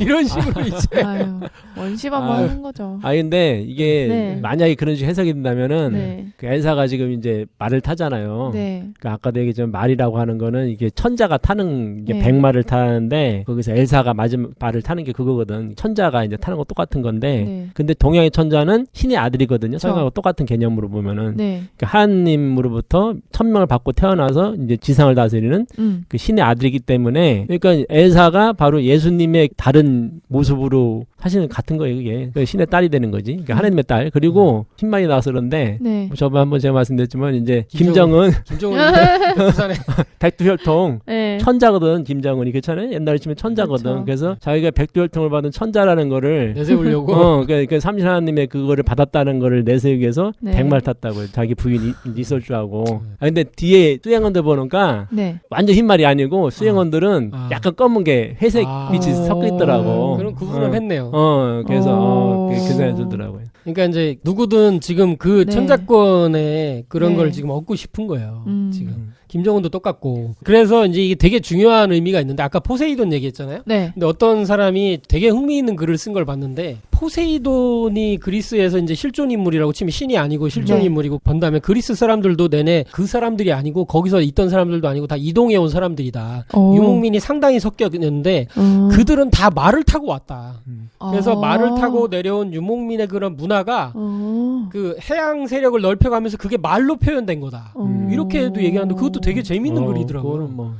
그래서 요런 문화도 되게 재밌다. 그러니까 유목 문화의 이제 핵심이 말인데 그 말을 타고 이렇게 그런 어떤 점령하고 들어오는데 거기서 바다를 만났다고 끝난 게 아니고 바다도 배 타고 가면서 그게 말로 표현된 거예요. 그래서 포세이돈에 대한 그런 말 그림들이 유목 문화의 특성이 반영된 거다. 이렇게 얘기를 하는데 그것도 굉장히 저는 의미가 있더라고요. 괜찮죠, 그죠? 그리고 이제 실제 이렇게 맞닥뜨리게 된 엘사와 길들여지지 않은 이 말. 아까 있잖아요. 열십자 그런 고피가 무조건 당하잖아요. 처음에 죽을지도 모르는 상황까지 가잖아요. 그런데 그런 게 결국 길들여지기는 되는데 증산도 도전 5편 305장에는 상제님께서 태전으로 들어가시며 태전 인류의 이제 앞으로 후천의 수도가 되는 이 태전이죠 본래 이름이. 태전으로 들어가시며 말씀하시기를 우리 일에 말이 들어야 한다. 참 이게 아주 희한하게 이게 맞아 들어가지 않아요? 묘하게 말이 들어야 된다. 이것은 말띠로 태어나는 인사의 지도자를 의미합니다. 인류 구원에 그런 의미가 있겠죠. 그런 것들이 이제 앞으로 찾아보시면 되고요. 그런데 이제 아까 얘기했던 뭐 정리를 하셨지만 제가 다시 한번 해보면 테오보키 씨는 인류 최초의 태극을 그리시고 팔괘를 그려주면서 인류 문화의 표대가 되셨죠. 여기서 동서의 모든 문화, 현대 과학, 철학, 문학, 종교 뭐 이런 문화의 뿌리들이 다 나가게 되는데 근데 일찍이 이제 천하에서 나온 용마의 등에 그려진 무늬에서 하늘과 땅의 생명의 율동상을 깨닫고 이를 그림으로 그리는 건데 그게 하도고 그 속에 이제 1에서부터 10까지의 숫자가 체계화돼서 인류 역사에 이제 바치셨다. 이런 말씀을 이제 정리를 하고 계신데 그래서 북방의 이제 일육수 물을 뜻하는 숫자 상수의 숫자는 1과 6인데 합치면 7 남방 7억 아니냐. 근데 그걸 동물로 12지에서 표현하면 말이다. 그래서 그 말이 물속에서 나오는 건 이렇게 여러 가지 의미가 있다. 그리고 또는 저는 이런 게 이제 가장 읽을만한 게 도전 6편 14장입니다. 제목은 무국과 태극과 한국말 공사인데 상제님께서 때로는 담 위에 올라앉으시어 마치 말을 타신 듯 이랴 이말 마차 하시며 손수 엉덩이를 때리기도 하시는데 여기까지 보면 이랴 이말 마차 이게 마차까지 있어요 여기는. 그죠? 그러면서 실제 이제 북두칠성에 네. 상징 하나님께서 계시는 별이 네. 이제 북두칠성이 이제 마차의 형상이다 네. 이렇게도 얘기하고 실제 이제 말을 하나님이 끄는 수레 뭐 이렇게까지 칠성을 표현하잖아요. 그렇죠. 그러면서 이렇게 뭐 호연이 보니까 앞으로 가는 것처럼 보이고 여기 보면 또 있어. 상제님께서 형렬과 호연을 데리고 하시다가 막대기 하나를 가랑이 사이에 딱 끼워. 저는 시골에서 이거 많이 했거든요. 혹시 덕 선생님 이거 하셨나요? 하죠. 네. 네, 저는 완전 시골에 살았어요. 근데 이거를 가랑이사에 끼고 말 타듯이 이렇게 하고 뛰어다녔어요. 네, 근데 이게 서양으로 건너서 빗자루 문화가 된 게 아닌가. 아니 그게 그렇죠. 실제로 이제 제가 본 책에 의하면은 옛날에 신교에 네. 화이트 샤먼이나 샤먼들이 네. 저 이렇게 막대기를 네. 좀 전에 한 것처럼 이런 식으로 네. 그 타고 다니면서 네. 하는 의식이 했대요. 그리고 빗자루 부조라든가 이런 데 보면 빗자루도 네. 있고 막대기 타는 것도 있고 그런데 네. 그런 게 전부 다 이게 말 타는 거하고 같은 의미로서 아까 얘기했던 말이 이제 네. 그 하늘과 땅을 이어주는 그런 존재잖아요. 네. 그런 의식을 실제 했다고 하더라고요. 네. 맞는 저는 말이에요. 이 도수가 엄청 중요한 것 같아요. 그래서 음. 왜냐하면 이게 전통 놀이거든요. 우리나라. 그 말타기 놀이 아시죠? 우리 말뚝박기. 말뚝박기. 일단 말뚝박기가 있어요. 여자들도 하나? 예. 했어요? 저 학교에서 많이 했습니다. 거의 뭐 쉬는 부러지도록. 시간에. 저거 하다 내 많이 다쳤지. 네, 맞아요. 네. 벽에 인디언들 문화에도 똑같이 똑같이 있다고. 그리고 심지어 이 중말이라고 그래서 이 말을 이게 만들기도 대나무를 해요. 이렇게 끼고 하는 것도 저쪽에 그 남미에 그대로 똑같이 있죠. 그래서 우리가 중마고우라는 말도 이제 한자 성어도 여기하고 이제 연결돼 있고 삐에로들이 하는 것처럼 네네네. 하는 것도 있고요. 예. 그러니까 이런 놀이 문화가 전부 이런 거랑 연결돼 있다. 그래서 호연이 뭔 말을 타요? 막대기 하나 주워서 찔러갖고 찍찍 그으시면서 이 바닥에 찍찍 그으면서 갔겠지 이제. 근데 이제 이때 나는 말 하나 탔다 하고 외치시는 소리에 쳐다보니 어느새 저만치 가 계시더라. 근데 이거 보면은 우와. 이렇게 어느새 저만치 간 거야 벌써. 엘사 이게 말처럼 같은데? 간 거야 쭉. 하나님이 말 타신 거예요 지금. 이건 진짜 엘사의 이미지가 네. 여기서 떠오르죠. 아니, 왜냐면 내 정령 가운데서 엘사가 실제 저 물을 건너게 해주고 도와주고 다리가 돼주는 게 저 정령이잖아요. 네. 불도 아니고 바람도 아니고. 사실 바람 타고 갈 수도 있는데. 상대도 실제 바람 타고 날아다니시기도 네. 했죠. 굉장히 많이 근데 날아다니셨어요. 뭐 네. 말을 타고 갔죠 엘사가. 그래서 이제 이런 게 엄청 중요하다. 그래서 말과 네. 이 엘사의 이런 걸 포스터로 이렇게 내세운 장면도 멋있어. 굉장히 너무 멋있어요. 멋있어. 근데 이 셀피의 네. 십자가 형태로 된 고삐의 문양을 딱 넣은 거를 네. 할 때 이게 탈 수 있다는 거가 진리적인 의미가 이제 크게 있다. 이런 생각이 좀 듭니다. 저는 그거 보면서 네. 아바타에 이제 그 말하고 사람하고 네네. 거기는 이제 저걸로 연결하잖아요. 그 댕기머리 같이. 댕기머리. 네 맞아요. 약간 이렇게 머리카락이 이렇게 랜선 연결하듯이. 맞아. 그러니까. 그래서 이제 저는 여기까지 간다고 생각이 들어요. 이걸 원래 해리포터 나중에 했으면 했는데 지금 이제 미리 좀 하면 네. 이거는 제가 이제 들었던 것 중에 약간 충격을 받았던 도훈인데 네. 이런 말씀을 하셨어요. 종도사님께서. 네. 도전에 보면 금도수가 나온다. 어. 금은 이제 쇠금자가 나오죠. 이거는 네. 우주 원리로 보면 계절로 따졌을 때 가을을 뜻하고 네. 앞으로 오는 개벽이 가을 개벽이죠. 네. 지금은 여름 우주의 여름철이고 네. 금도수에 대한 증언이 최종 증언이 나왔다. 이거는 가장 최신 증언이에요. 이게 뭐냐면 박공우 성도 당대 직접 모셨던 박공우 성도 입에서 나온 증언인데 네. 그걸 가을 도수라고 한다. 음. 그런데 곱비 있는 말이 가을 도수를 쥐고 있다. 그러니까 곱비 있는 말이에요. 네. 저는 이 셀피가 곱비 있는 셀피가 있고 곱비 없는 셀피가 나타난다고 하잖아요. 이것도 뭔가 의미가 있나? 이런 생각이 들고 곱비 있는 말은 가을 도수를 쥐고 있다. 상제님께서 내가 말 하나 탔다고 했거든. 네. 말을 타는데 하나님이 타시는데 곱비가 없어? 곱비가 있죠. 네. 그래서 상제님 시키는 대로 하는 말이죠. 음. 하나님 천지공사 보신 대로 그걸 인사로 이루어주는 말이 곱비 있는 말이다. 저는 이렇게 이제 해석을 하고 싶어요. 네네. 그래서 말띠로 오시는 인사의 지도자에 대한 증언이고 이 가을 도수가 연금술 문화의 꿈도 이루는 건데 이런 말씀하셨어요. 그러니까 이 곱비 있는 말 그리고 그 말이 가을 도수고 연금술을 이룬다. 근데 이 연금술이 어디까지 가느냐 이런 건데 네. 근데 실제 이제 4대 정령 얘기하는데 이따가 4, 5원소 조금 얘기하면 네. 이 결론은 또 연금술이거든요. 또. 예. 그리고 리얼디라고 해서 이걸 이제 3D로 하는 그의 공식 포스터예요. 하늘마을이 보여요. 이렇게. 이거는 이제 천마에 대한 얘기가 아닐까. 그래서 이것도 의미가 있다. 이것도 그 괜히 그려진 거는 아닌 것 같다. 이런 생각을 해보고요. 네 번째 정령은 이제 바이건이죠. 바이건이는 크게 역할을 많이 하진 않고 이제 비주얼로 이제. 그리고 이제 마지막에 안나에 의해서 댐을 붕괴시키죠. 네. 댐이라는 게 이제 상징이 자연을 거스르고 네. 막혀 있는 거죠. 막고 대증이죠. 그리고 정령들의 입장에서 분노하게 하는 그렇게 되는 건데 바이거인이 이제 그걸 부시게 만들죠. 바이거인은 비주얼이 이제 압도적이고 하나가 아니고 또 저는 그게 약간 오버랩 됐던 게 원에서 엘사가 무의식적으로 만들어낸 눈 거인 있잖아요. 네. 그거랑 똑같이 생겼더라고요. 아 그러니까, 그러네. 네, 엘사가 이제 무의식 중에 이걸 알고 갖고 한 있었던 것 같다. 그렇네. 의도해서 연결해서 그 이미지를 만든 갖다 거죠. 쓴 거네. 예. 그러네요. 아 그것도 뭔가 의미가 있네. 네. 그래서 이제 이 바이거인은 이제 간단하게 원래는 노움이라는 존재로 이렇게 이제 묘사돼요. 원래 난쟁이로. 실제로는 저는 그 약간 트롤 거기 나오는 드워프 이런 것 같다. 네, 거기 나오는 트롤들 바이들이잖아요. 맞아요. 그것도 다 이 같은 정령 네. 계열이 아닐까. 그런 트롤은 또 뭐 서양에서는 서양 도깨비로도 얘기를 하기도 하고 하기 때문에 이렇게 해서 4대 정령을 한번 얘기해봤고요. 네. 이제 사원소설이라는 게 서양에 있고 동양에는 네. 이제 음양오행설이 있잖아요. 네. 근데 사실은 이제 우리가 사원소설이라고 하는데 사원설이 아니고 네. 오원소설이거든요. 그렇죠. 네, 오원소설인데 그렇죠. 오원소설 중에 하나가 이제 물불바람의 흙인데 여기서는 이상하게 바위로 이렇게 묘사가 돼 있어요. 흙으로 뭐 흙이 날린다는 흙으로 만든 뭐 근데 바위라고 동일치를 넣었는데 음양오행으로 본다면은 네. 사실은 이제 흙이라고 하는 게 금에 해당이 되거든요. 가을금 아까 금도수에. 근데 그게 바위거든요. 바위. 바위는 확실하게 오행에서는 금으로 붙입니다. 네. 더 잘 된 건가? 이거 제가 보기에는 그 면에서는 네. 잘 됐다. 제가 그 얘기를 좀 하고 싶어서. 사원소설이 이제 영화의 어떻게 보면 핵심 배경이 돼요. 네. 근데 저는 이걸 보면서 정확히 이 영화가 떠올랐어요. 맞아? 라스트 에어밴더. 라스트 에어밴더가 원래 앙의 전설이라고 해서 유명한 애니메이션이에요. 애들 애니메이션으로는 이미 인기가 굉장히 많았고 아, 진짜요? 만화책도 많이 팔렸어요. 근데 영화가 망했어요. 근데 이 원작 자체는 네. 사실 굉장히 베스트셀러이기도 하고 좋았어요. 주인공도 연기는 잘했어요. 근데 제가 볼 때 감독이 너무 설정을 좀 어설프게 한 거 아닌가. 그리고 이제 이게 뭐냐면 네. 여기도 사원 소설이 핵심이에요. 사원 소설을 각각 다루는 거야. 이게 4개의 제국이 있어. 불을 다루는 나라 제국이 있고 네. 물을 다루는 나라가 있고 네. 바람을 다루는 나라 이렇게 됐는데 네. 여기서는 라스트 에어밴더는 그러니까 흙밴더, 쇠밴더 뭐 이렇게 밴더가 있는 거야. 이렇게 밴더라는 건 다룬다는 뜻으로 여기서 쓰여요.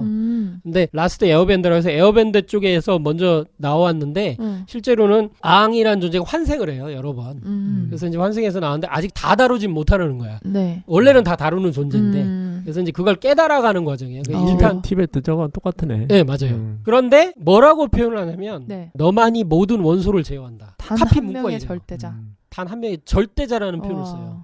그러니까 얘는 중앙에서 4개를 네. 다 다루는 5번째 존재예요. 얘도. 엘사 같네, 엘사. 네. 그런데 엘사에서는 절대자라는 표현이 없잖아요. 네. 근데 여기는 절대자라고 그래요. 그래서 아직 절대자로서 깨어나지 못했지만 서서히 깨닫는 거예요. 그리고 이제 1탄하고 2탄, 3탄 영화가 나갈 줄 알았는데 영화가 1탄이 좀 잘 안 돼서 1탄만 하고 끝났지만 1탄의 마지막에 네. 이제 완전히 제어를 못하는 조금씩 제어하는 건데 제일 잘 다루는 게 바람이었거든요. 근데 물로 끝내요. 어마어마한 규모의 물로 이제 싸움을 중지시켜버려요. 이렇게.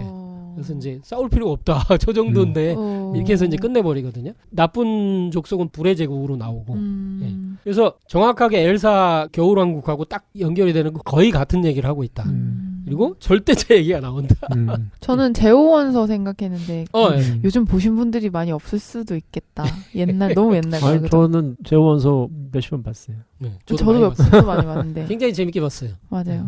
뭐 웃기는 요소도 있고 하지만 네. 의미도 크고 제오원수 마지막 장면에 이제 네. 그 여성 자체가 네. 본인이 어떤 의미에서 제오원수잖아요. 맞아요. 네. 실제로는 사랑의 의미로 얘기를 하는데 이게 어떻게 되냐면 그 여성을 데리고 네. 저쪽에서 이제 지구를 파괴할 거대한 별 네. 같은 게 날아와. 근데 그 별이 어떤 의미에서는 이제 뭐 악마가 보낸 존재처럼 나오고 근데 부딪히는 거야 이제. 아무도 못 살고 다 죽는 거지 이제. 불과 한 뭐 몇 분밖에 안 남았어. 3분밖에 안 남았는데 네. 그거를 대항할 수 있는 무기를 쏠 수 있는 시설에 딱 데리고 와. 신전이죠. 여기서 어떻게 해야 돼? 작동을 어떻게 하는 거야? 이렇게 했더니 4개의 돌을 가져왔거든. 근데 여기다 이제 꽂으면 되는 것 같아서 꽂긴 했어. 근데 작동을 안 해. 그랬더니 어떻게 작동하는 거야? 이렇게 해서 물, 불, 바람, 뭐 흙이 있는데 작동을 안 해. 네. 그랬더니 카톨릭의 사제 같은 네. 존재가 이렇게 하고 작동을 안 해. 하니까 한숨 작동해. 쉬었죠. 바람을 불린 거죠. 바람에는 바람이구나. 이렇게 각자 맡아 이렇게 하고 맞아, 물 뿌리고 맞아. 자기 땀 뿌리고 하니까 물을 작동하는데 작동을 다 하긴 했는데 마지막 제후 원수가 작동을 안 해. 근데 그 여성 보고 어떻게 마지막 하는 거냐. 이제 불과 몇 초 안 남았는데 그랬더니 저는 그 장면이 의미가 있다고 봐요. 이렇게 네. 꼭 살려야 돼. 그렇죠. 어차피 다 죽일 건데. 뭐 어차피 다 죽을 거고 너희들은 또 전쟁할 거고 뭐 이런 얘기를 하는 거예요. 그러니까 인류에게 아직 희망이 있어. 뭐 이렇게 하면서 설득을 하니까 그리고 키스를 한번 하고 나니까 거기서 이제 그 키스의 힘으로 하면서 입에서 막 광선이 발사되니까 이제 행성이 이제 멈추더라고. 그냥 부서진 건 아니고 제2의 달이 되더라고 이렇게. 네. 그래서 이제 지구가 이제 살았는데 네. 이것도 의미가 있다. 그래서 이제 4개의 원소가 있고 중앙에 이제 사랑으로 표현했지만 저번에 얘기하신 대로 사랑만 얘기하는 게 아니고 증오도 있다고 얘기하셨잖아요, 그죠? 그 서양에서는 이제 그거를 제원소를 바라보는 게 두 가지인데 네. 하나는 이제 아리스토텔레스처럼 네. 에테르라고 해서 지상에 없는 천상에만 있는 아주 이게 모든 걸 낳은 물질 또는 어떤 그런 영적인 그걸 보는 영향이 하나 있고 네. 그 전에 이제 했던 분이 네. 이름은 잘 모르겠지만 하여튼 그분은 이제 네. 그 사랑과 증오를 그 제원소라고 얘기를 했어요. 그래서 이제 그 원소는 아니죠 사실은. 그렇게 네. 본다면 제원소가 아니고 만물을 움직이는 변화의 어떤 그런 실제 변화를 일으키는 네. 그런 원인으로서의 사랑과 증오가 될 텐데 그러니까 서양에는 4호원 소설, 그러니까 5원 소설이죠 정확히는 4호원 소설이 있고 동양에는 5행설이 있다. 근데 이 두 개를 마치 양립하는 듯이 해가지고 누구는 이렇게도 얘기해요. 엠페도클레스가 4호원 소설 얘기한 게 5행설 얘기한 것보다 더 먼저다. 마치 동양에서 비슷하게 얘기한 것처럼 뺏긴 것처럼 그런 개념이 아니고 실제 네. 이런 5행과 우주 변화의 이치에 대한 거는 실제 테오부키 씨에 의해서 이미 다 동양에서 나왔고 네. 원래 이제 빛은 동방에서 진리는 동방에서 나오는 거고 그게 네. 서양으로 유목문화와 여러 가지를 통해서 건너갔고 네. 그래서 내내 이제 그 사람들이 12환국의 사람들도 그때 이제 건너간 것도 있었고 네. 그런 게 내내 다 천부경 문화와 다 연결돼 있고요. 그런데 실제 그 원뿌리 문화에서 얘기했던 게 서양에는 5원 소설로 물질에 좀 치우쳐서 네. 원소라는 건 물질이거든요. 네. 물질을 4개 원소의 조합으로 설명하는 거죠. 근데 동양에서는 5행이라는 좀 다른 개념이죠. 이거는 어떤 물질만 표현하는 게 아니고 존재는 정신 플러스 물질이다. 이게 이제 한동숙 선생이 얘기했던 우주변화 원리 이제 핵심 개념이죠. 예. 그러니까 이제 그 서양에서는 원래 네. 이제 사원소설이 대두하게 된 걸 이렇게 보고 있어요. 원래 아르케지 아르케. 네. 이제 우주를 구성하는 최초의 어떤 그런 근본 어떤 실제. 네. 그거를 찾게 되는데 그거는 탈레스는 물이다. 그리고 이제 헤라클레이토스는 불이다. 크세파네스는 흙.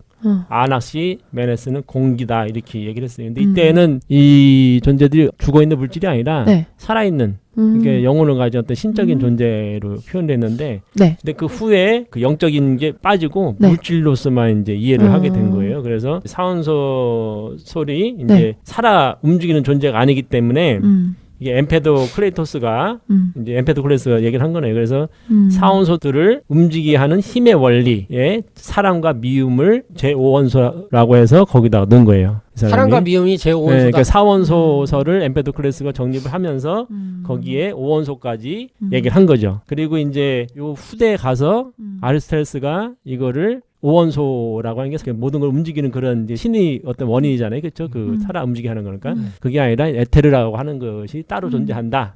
그래서 이제 하늘에는 에테르가 있고 땅에는 그보다 못한 그러니까 에테르 완전한 존재고 여기는 불완전 존재이기 때문에 여기는 변화가 일어난다.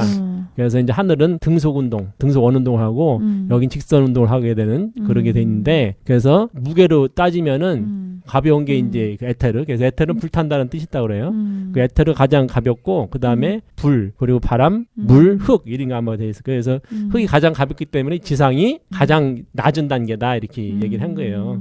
그러니까 아리스토텔레스는 그 위계 질서가 없는 건데 거기다가 귀천을 갖다가 대입을 하고 네. 계급을 만들어서 계급을 만들고 그래서 노예제를 옹호를 하죠. 여성 차별 이제 그런 걸 원래 세상은 다 차별이다. 이런 식으로 해버리고 이제 가게 되는 거예요. 그래서 사원 소설이 그렇게 해서 이제 등장을 한 거고 그러니까 아르케를 찾는 과정에서 그리고 이 사원 소설이 정립이 된 후에 저는 이제 이게 좀 궁금한 게 불교에서도 사원소설 얘기하거든요. 네. 지수화풍 사대설이라 해가지고 동의보감에도 그게 실려 있어요. 그러니까 사람은 지수화풍으로 해서 이제 생겨난다 돼 있는데 그래서 이게 불교하고 교류가 있었던 게 알렉산더 대왕이 사실은 인도 쪽을 침입하면서 아래쪽으로. 네, 그러면 인도하고 이제 그리스가 하나의 그게 되는데 그래서 그때 이쪽으로 석가모니 당대가 아니라 후대에 그 사상이 불교로 이제 들어간 게 아니냐. 네, 그 생각도 사실 들긴 해요. 그러니까 선우가 어딘지 사실 지금도 뭐 좀 그게 좀 있는 게 있고 그런데 근데 이제 오행설하고 네. 이제 이게 좀 다른 게 네. 뭐냐면은 그 사실 이제 오원소설을 얘기했잖아요, 그렇죠? 오원소설을 얘기했기 때문에 오행설하고 같은데 동양에서 말하는 오행설이라고 하는 거는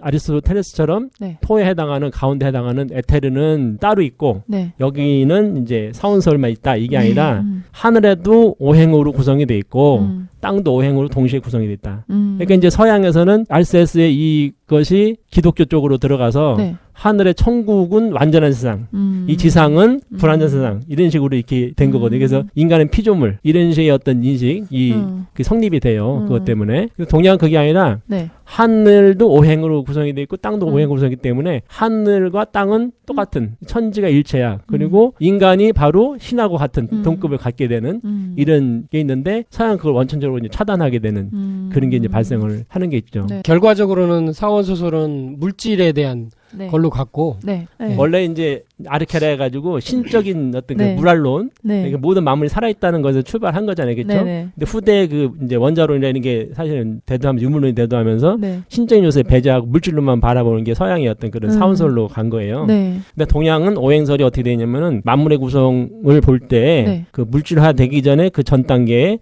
그거를 우리가 기라죠, 기. 기하고 물질은 사실은 형태만 차이가 있지 같은 거고 그리고 또 하나가 뭐냐면은 입법으로서 네. 그러니까 이제 만물 구성의 요소가 기, 리, 그리고 신 이게 전부 다 만물을 구성하는 입법이 돼요. 그래서 이게 네. 이것이 있어야 만물이 구성이 되기 때문에 그래서 이걸 입법으로 보는 그래서 오행 자체가 입법이 되는 거죠. 그래서 목생화, 화생토, 토생금 네네. 이것이 이제 입법이거든요. 네. 그리고 거기 상생상극이라고 하는 것이 이제 그 입법으로 등장하게 되는 거고 요게 있는 거고 또 하나는 뭐냐면은 네. 신으로 바라보는 게 있어요. 신. 그래서 아까 했던 물알론처럼 네. 이 모든 이것이 이제 그 내면에 그 이전에 오행기라에서 목기, 네. 화기, 뭐 토기 이것만 있는 게 네. 아니라 목신, 화신, 토신 이런 신이 있어가지고 기가 이제 움직이게 된다. 실질적으로. 그러니까 아까 했던 사람과 증거를 넣을 필요가 없는 거죠. 그 자체가 살아있기 때문에. 네. 근데 그게 어떻게 그러면 움직이느냐? 오행의 입법에 따라서 만물이 움직인다 하는 거죠. 그러니까 오행설이라고 하는 거는 물질도 포함이 돼 있고 네. 에너지도 포함이 돼 있고 기도 포함이 돼 있고 입법 그리고 신까지 다 포함이 돼요. 그러니까 신도에 대해서 얘기한 게 어디냐? 네. 그 동안에는 우리가 이제 입법하고 네. 에너지로서의 그거는 모든 동양문에 다 나왔었거든요. 네. 근데 신으로서의 그거를 얘기를 하지 않았는데 그걸 얘기한 게 어디냐면 한동구에서 그걸 얘기한 거예요. 예, 거기서 오령 성효라고 해가지고 그거를 그쵸, 이제 맞아요. 태자를 붙여서 태수, 태목, 태화, 태토, 태금 이런 식으로 해가지고 그거를 맞아요. 얘기한 게 바로 신의 이건 오. 신이다라고 한 것이 거기에 이제 환단구에서 관점을 그걸 이제 천지 처음으로 얘기한 시공간을 거죠. 천지 시공간을 떠받치는 신으로 이게 이제 엄청난 개념인 것 같아요. 이제 네. 어쨌든 제가 이제 우주변화원리 책을 보면 이렇게 나와요. 오행 법칙의 특징은 히랍의 자연 철학과 같이 물질 단위만을 가지고 삼라만상에 유동하는 변화를 측정하려는 것이 아니고. 그러니까 벌써 이제 히랍에 대한 걸 비판을 하신 거예요. 한동석 네. 선생은. 네. 그래서 물질 단위로 결국 흘러갔잖아요. 그런데 정신이나 생명을 가진 살아있는 물질에 동정하는 모습을 측정할 수 있는 자연 그들의 법칙으로서 사물을 측정하는 것이다. 그래서 이제 목화토금수라는 어떤 오행의 개념이 있고 근데 그것은 음양오행으로 표현되는데 목도 나무목이니까 나무라는 물질만 얘기한 게 아니라 나무에는 반드시 목신이라는 나무에 또 들어있는 또 신도 있고 네. 그래서 그 어떤 정신까지 같이 들어있는 음양이 같이 개념이 들어있는 오행이 이제 그 목화토금수가 다 그런 의미다. 그리고 또 이제 그게 어떻게 돌아가는 원리로 해서 목생화, 뭐 화생토, 토생금에서 어떤 생하는 원리와 네. 목극토 뭐 이런 식으로 해서 극하는 원리가 같이 들어있는 네. 상극상생의 원리가 있다.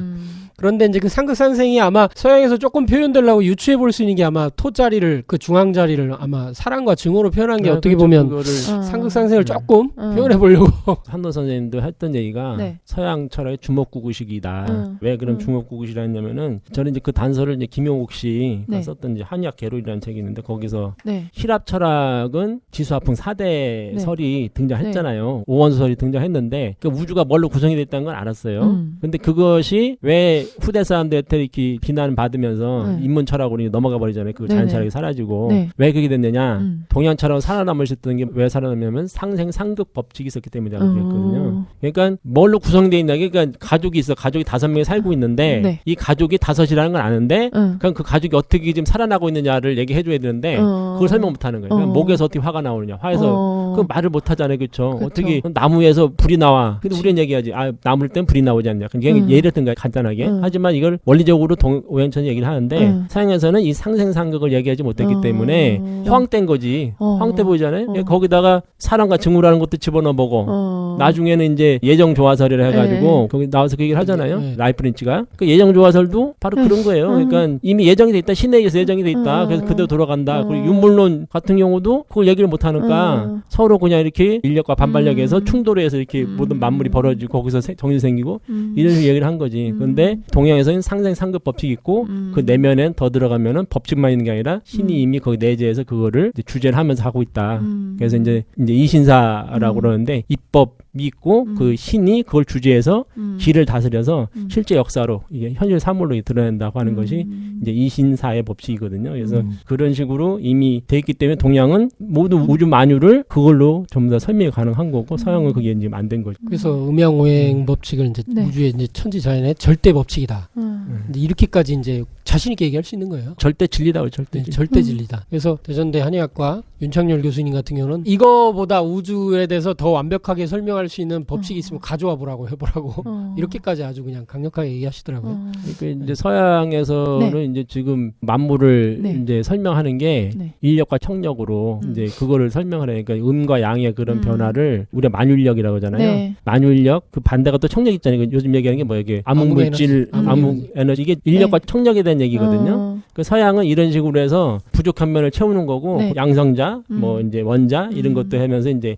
그런 걸 채워가는 중에 있는 거죠. 그 상대성 원리, 상보성 원리 이런 것이 뭐냐면은 서양에서 발견한 우주 변화 원리가 되는 거죠. 그러니까 그것이 근데 전체를 설명하지 못하고 있는 거예요. 그걸 통일장 이론에서 전체를 설명할 수 있는 이론을 찾고 있는 거죠. 어떻게 보면은. 근데 제가 생각나는 김에 말씀드리면은 헤르메스 문서가 있어요. 3세기 문헌 중에 거기 보면 이런 얘기 나옵니다.